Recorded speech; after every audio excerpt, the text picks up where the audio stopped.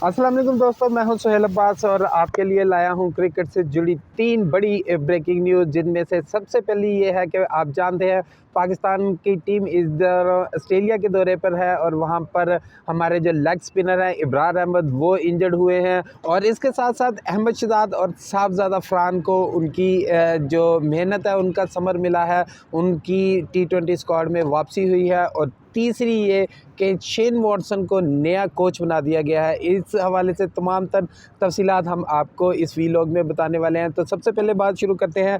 Prime minister 11 और पाकिस्तान की team के दरमियान 4 रोज़ा वार्म अप मैच जारी है और इस दौरान आज सुबह इब्रार अहमद को राइट लेग में पेन हुई है, जिसकी वजह से उन्हें फिर ग्राउंड से बाहर जाना पड़ा और उनकी MRI कराई गई है। उसके नतीजे में डिसाइड किया जाएगा कि आया वो जो पहला टेस्ट है पाकिस्तान का जो पर्थ में शुरू होना है 14 दिसंबर से, उसके लिए वो अवेलेबल होंगे या नहीं। उन्हें थोड़ी सी डिस्कम्फर्ट फील हो रही थी। उन्होंने अपने डॉक्टर्स को कहा और डॉक्टर्स ने उन्हें फील्ड से बाहर आने का कहा। फिर MRI के लिए उन्हें भेजा गया। MRI की रिपोर्ट आने के बाद जो हमारा एक फ़िज़िकल डिपार्टमेंट है, जो हमारा पूरा एक पैनल है फिजियोज़ का, वो उस MRI की रोशनी में डिसाइड करेंगे कि इब्रार अहमद अगला जो पहला हमारा टेस्ट मैच है वो खेल पाएंगे कि नहीं। दूसरी तरफ अगर अहमद शहजाद और साहबजादा फरहान की बात की जाए तो हमारे चीफ सेलेक्टर वहाब रियाज ने बाकायदा तौर पर अब उन्हें जो है वो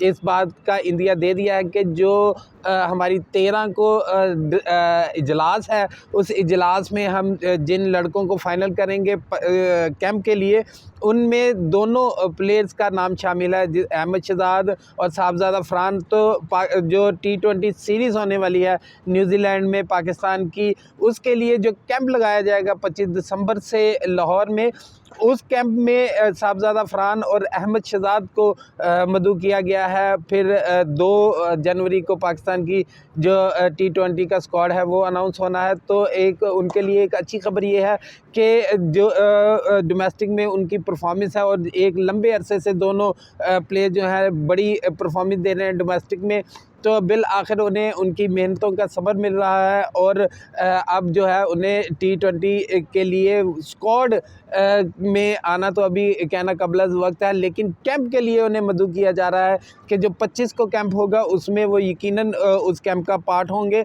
और तीसरी जो अहम खबर है कि शेन वॉटसन को अब कोयटा ग्लैडिएटर का कोच बना दिया गया है और मोइन खान को जो है वो टीम डायरेक्टर बना दिया गया है। तो जो एक कोयटा ग्लैडिएटर में एक उखाड़ पिछाड़ का सिलसिला जारी था और आप जानते हैं कि IPL में भी वो एज अ कोच जो हैं वो वहाँ पे अपनी खिदमत सर अंजाम दे रहे हैं। तो इसलिए कोयटा ग्लैडिएटर क्योंकि पिछले काफ़ी अरसे से जो है तनज़्ज़ुली का शिकार है और इस दफ़ा तो एक अनसर्टन सी कैफियत है कोयटा के कैंप में कि आलमोस्ट जो उनके तमाम मेन की प्लेयर थे, अगर मैं बात करूं इफ्तिखार अहमद या नसीम शाह की या मोहम्मद नवाज़ की, तो तीनों जो हैं वो कोयटा ग्लैडिएटर से स्विच कर गए हैं। इफ्तिखार अहमद मुल्तान सुल्तान में चले गए हैं, मोहम्मद नवाज़ की ट्रेड हुई है मोहम्मद आमिर के साथ। मोहम्मद आमिर जो है वो कोयटा ग्लैडिएटर का पार्ट बन रहे हैं और मोहम्मद नवाज़ जो है वो कराची किंग का हिस्सा बनने जा रहे हैं।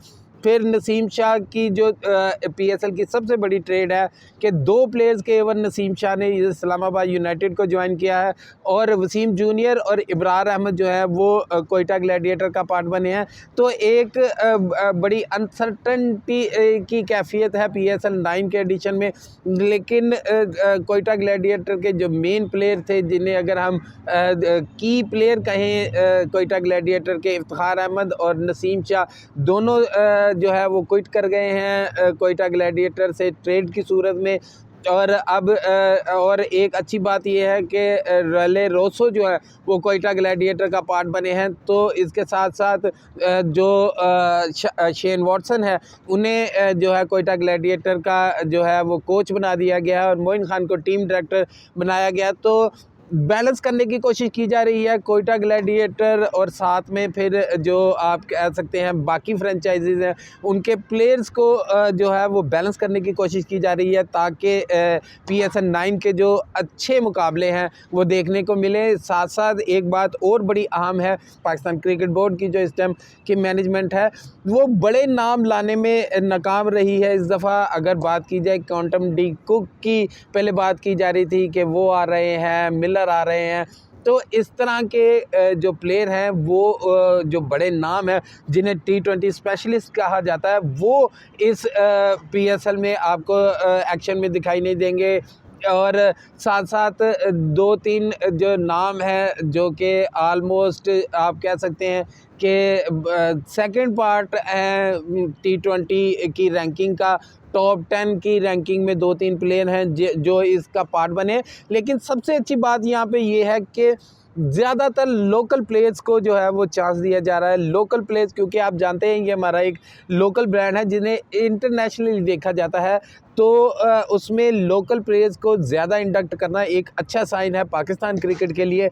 तो पाकिस्तान की क्रिकेट बोर्ड की जो मैनेजमेंट है जहां पर वो ये बड़े प्लेयर लाने में नाकाम रही है, वहां पर जो लोकल प्लेयर्स को ज़्यादा से ज़्यादा इंडक्ट किया जा रहा है वो एक अच्छा साइन है। और अब तक जो है फॉरेन प्लेयर्स की अगर बात की जाए तो 452 के करीब जो है प्लेयर वो अभी तक रजिस्टर्ड हो चुके हैं और 13 को जो ड्राफ्ट होगा उसमें फिर डिसाइड किया जाएगा कि कौन सा प्लेयर किस टीम से खेला जाएगा। लेकिन अनफॉर्चुनेट बात यह है कि अहमद शहजाद जो है वो अभी तक किसी टीम में जगह बनाने के में कामयाब नहीं हुए। पिछले 3 सीज़न में अहमद शहजाद को किसी टीम ने पिक नहीं किया।